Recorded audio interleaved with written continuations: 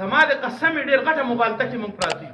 او ډیر غټه مغالطه کې پراتی ځکه زمونږ روز ترزه په شار رواني مسلمان په قطه زی او مسلمان باندې حالات جوړیږي هغه وجه څه ده چې مسلمان زنا ته ګناه وای شراب ته ګناه وای غلا ته ګناه وای قتل ته ګناه وای خو د قرآن پرې ښودلو ته ګناه نه وای او په رب کعبه مې د قسم وي چې د قرآن پرې ښودلو نیز د کول دا د دې غټ جرم دی قرآن پرې ښودلو نیز د کول د زنا نه غټ جرم دی د غلا نه غټ جرم دی د شرابو نه غټ جرم او غټه ګناه ده او د دې به باقاعده په قیامت کې تپوس کېږي ما نه به هم تپوس کېږي او ما نه به زما د ذات باره کې هم تپوس کېږي زما د اولاد باره کې به ما نه تپوس کېږي تا قرآن خپل اولاد ته ښولی وګوره او په دې هم نه خلاصېږو چې صرف یاد یې ووایي ولولو نه پیدل پې پکار دي په ترجمه ویل پکار دي په تفسیر ویل پکار دي اسې زه تاسو ته یو خبره کوم تاسو ته د یو صدر یو وزیر اعظم یا یو خپل زوی خط ولیکي راولیږي او اقه خط په هغه ژبه ته نه پوهېږي ته نه چاله یو سینې دې زده کړې نه پې ځان پوه کړي دا زوی به تا سره بیا خبرې وکړي تا نه به څنګه مرور شي رب کائنات تا ته یو کتاب لیکلی را نازل کړی دی ای انسانه ته مخاطب مسلمانه تا سره احسان کړی دی کلمې در کړې ده په دې دومره بدو خام مخلوقاتو کې د فتنې په دورو کې ته مسلمان جوړ کړی او ته د قرآن په معنی نه پوهېږي په انګلیش خو پوهېږي په انګلیش په ژبه پوهېږي د هغې په ترجمه پوهېږي هغه ویلی شي هغه خلکو ژبه ده چې نه د پلار پته لګي نه د مور پته لګي چې چا په نس باندې چې مچاځي اوبه یو برابري د چا چې یوه روټۍ د شرابو نه خالي نه د چا چې یو میټینګ د مسلمان د خونریزۍ نه خالي نه هغه ته هغې باندې د هغې په ژبه د هغې په تعلیم باندې تا ته فخر او د الله قرآن نه ته عاري ته څه وایې زه به داسې خلاص شم څه وایې دا زما منځونه به ما خلاص کړي زما روجې به ما خلاص کړي زما صدقې به ما خلاص کړي هېڅ شرم نشي کېدی د قرآن نه لوستلو والا کس مجرم دی د الله په نظر کې تر دې پورې مفتي شفیع صاحب رحمت الله علیه د دې آیات په تفسیر کې لیکلي دي وقال الرسول يا ربي ان قوم اتخذوا هذا القرآن مهجورا باندې به جناب هغه رسول صلی الله علیه وسلم چې د امت دپاره دومره جړلي دي چې کائنات کې چا د بل چا دپاره دومره نه دي چړلي هغه رسول صلی الله علیه وسلم چې هر نبی به د قیامت پر ورځ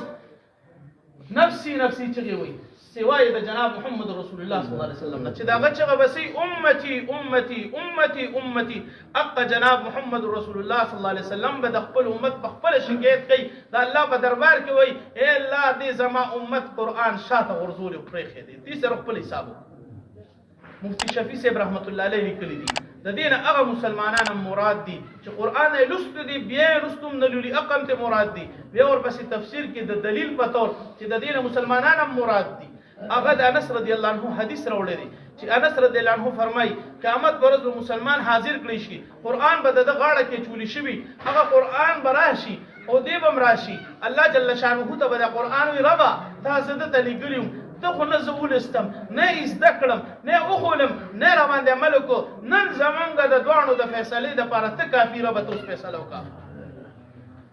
ورونو زه ستاسو څه خیال دی چې جناب محمد رسول الله صلی الله علیه وسلم رب ته زمونږ ګیله او شکایت یوسي نو آیا رب په هغې دومره سیکشن واده نه پس به موږ څنګه د جنت انعاماتو ته بیا بوځي رونو ډېر غټ کمي کې مبتلا یو خلک په دې سوچ دي چې مسلمان به څنګه کامیاب شي دې کې شک نشته چې په غیرو د غلبې دپاره تا ته د ایټم او د میزایل ضرورت هم دی خو اول تا ته د قرآن ضرورت دی کوم وخت کې چې امت قرآن سینې سره نویلی و هغې کې اگر چې انګریزي تعلیم د سره نه و هغې کې اگر چې ساینسي هغومره نه و چې اوس څومره دی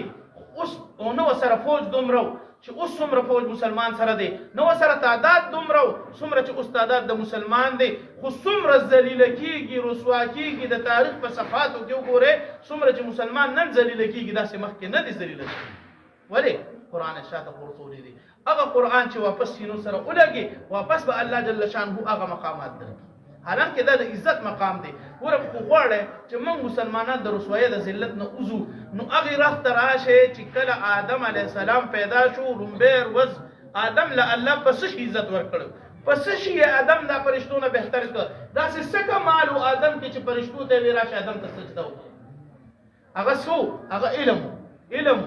الله جل شانه فرمایي قرآن کې په خپله الله فرمایي انی جاعل فی الارض خلیفه قالوا أتجعل فيها من يفسد فيها ويسفك الدماء ونحن نسبح بحمدك ونقدس لك. الله فرمایل زه خلیفہ پیدا کوم. فرشتو ورته وی ربا خلیفہ انسان پیدا کړي. فرشتو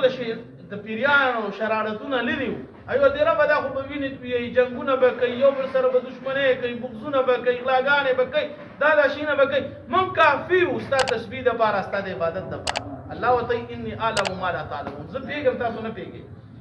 وعلم آدم الأسماء كلها ثم عرضهم على الملائكة فقال أنبئوني بأسماء هؤلاء إن كنتم تعلمون. آدم عليه السلام ته سشين نور علم ورک چې علم ورک آدم عليه السلام ته وی د استک هغه ذکر چې ور ویخل دا غینه پس فرشتو ته وی. اوس تاسو د وایي هغه امتحان کې علم د آدم ثابت شو، د فرشتو ثابت نشو. الله جل شانه آدم پاس کو او بیا فرشتو ته وی. ګور علت مخکې بیان ک چې کله فرشتي باندې دا دغه پیش کو او بیا فرشتو جواب ور نکړی شو، علم صرف آدم سره پاتې شو، نو بیا ورته الله وی چې آدم ته سجده وکړي. اوس آدم ته سجده وکړي. د دې ځکه تفسیر کې فواید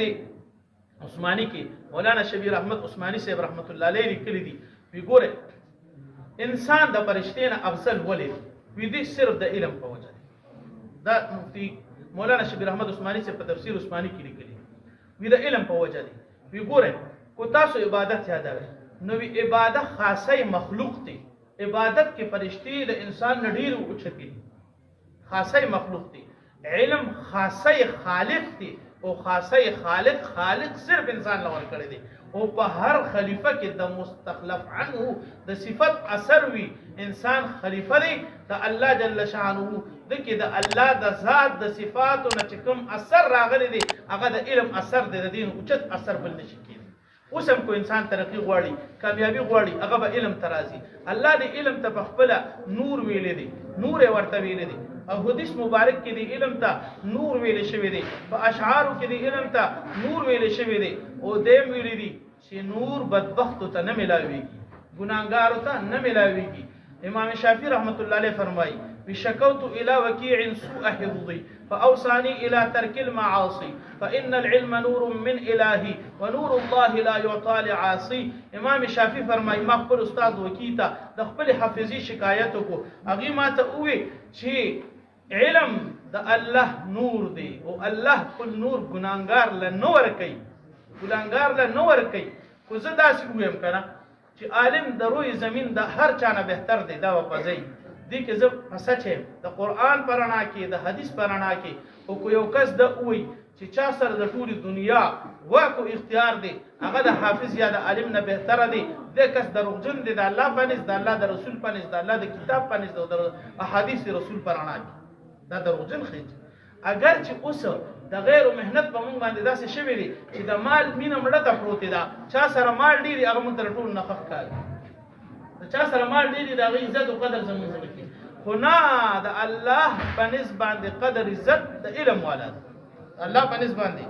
الله دې پورې فرمایي فی هل یستوی الذین یعلمون والذین لا یعلمون. آیا علم والا بغیر علم والا برابر کیدی شي؟ وی هیڅ چریم نشي کیدی. بی علم علمانو ته نشي رسیدي.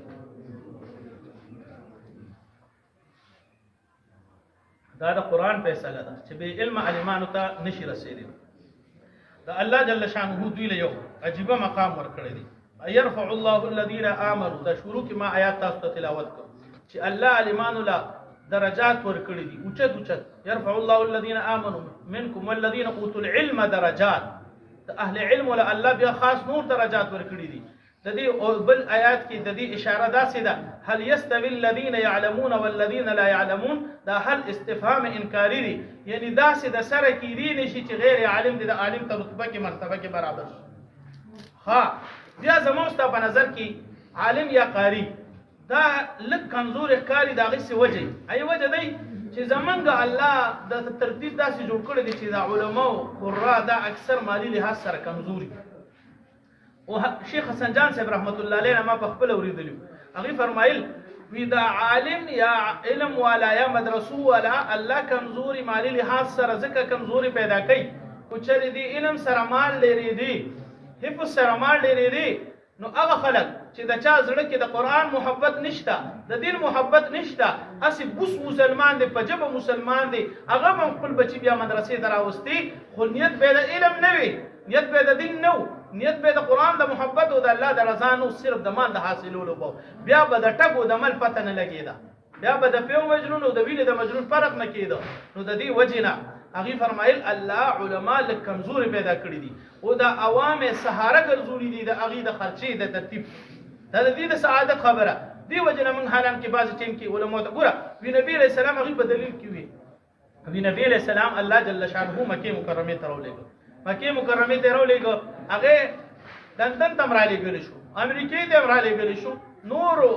سرسبز و شاداب و ممالکو ته هم رالېږلی شو طائف ته هم رالېږلی شو چې د باغونو ډک دی ابها ته رالېږلی شو نور خو الله مکې ته راولېږو داسې ځای ته چې د سره پکې هغه وخت بوټي نه راټوکېده الله ورته په خپله وایي بواد غیر ذي زرع دغې ته یې ولې رالېږو وي صرف دې لا چې هسې نه د ده دا کم ملګري د سره ملګري کېږي نو د دې ځای د سرسبزۍ د وجې نه یا د مال ډېروالي د وجې نه د نبي سره ملګري نه شي دله به صرف هغه راځی کوم چې دین غواړی او الله غواړی دین غواړی حق اثر د رسول صلی الله علیه وسلم په دې علماو کې دي په دې مدارسو کې دي خو ذریعه د دې مدارسو د خیر الله اهل خیر ګرځولي دي نو دا هم ستاسو زموږ دپاره خوش قسمتي ده چې الله جل شانه کو د دې مدرسو کفالت د غیبو نه کولي او موږ خپله نه عالمان وي او نه طالبان وي نو هغه ثوابونه درجو ته به موږ څنګه رسېدي نشوي رسېدی الله موږ ته لاره کولو کړې ده كن عالما او متعلما او مستمعا او محبا ولا تكن خامسا عالم شا یا طالب علم شا یا دې سره د دې اورېدونکي شا تابعدار شا دې سره یا محبت کوونکي شا پنځم مه جوړېږه پنځم څوک دی هغه چې علم او د علم والا سره بغض ساتي هغه مه جوړېږه ورنه هلاک بشي تباه بشي نبي علیه السلام وایي چې عالم سره د بغض وکړو د نبي علیه السلام وایي وي هلاک بشي ګورې وروڼو نو دا زمونږ ستاسو د سعادت خبره ده چې دا مدارس زمونږ په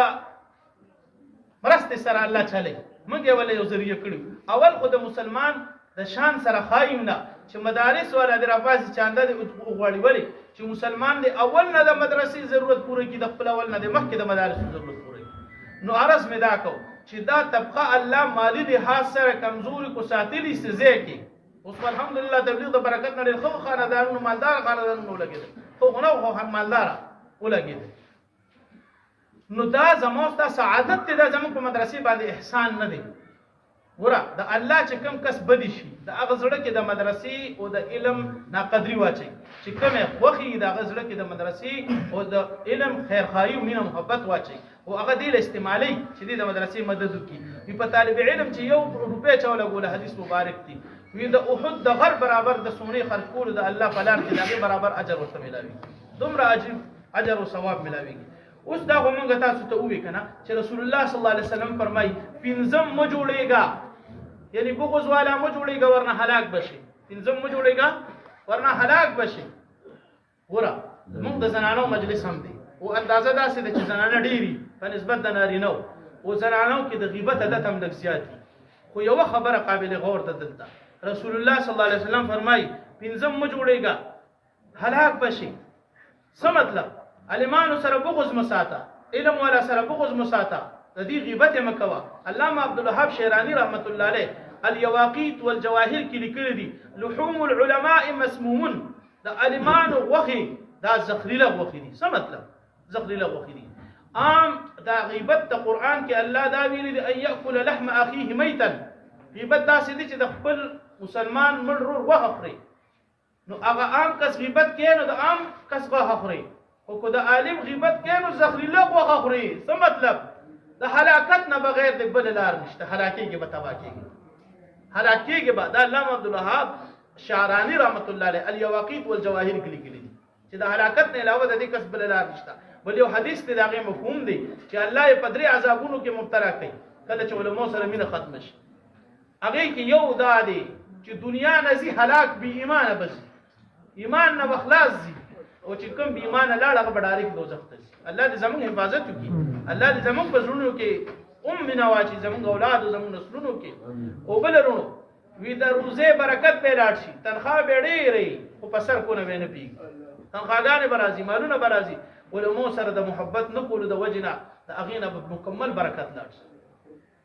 مکمل برکت به تنخواګانو نه لاړ شي نو که موږ خپله ترقي غواړو نو د خپلې ترقي لپاره هم موږ سره دا لار ده چې د داسې خلکو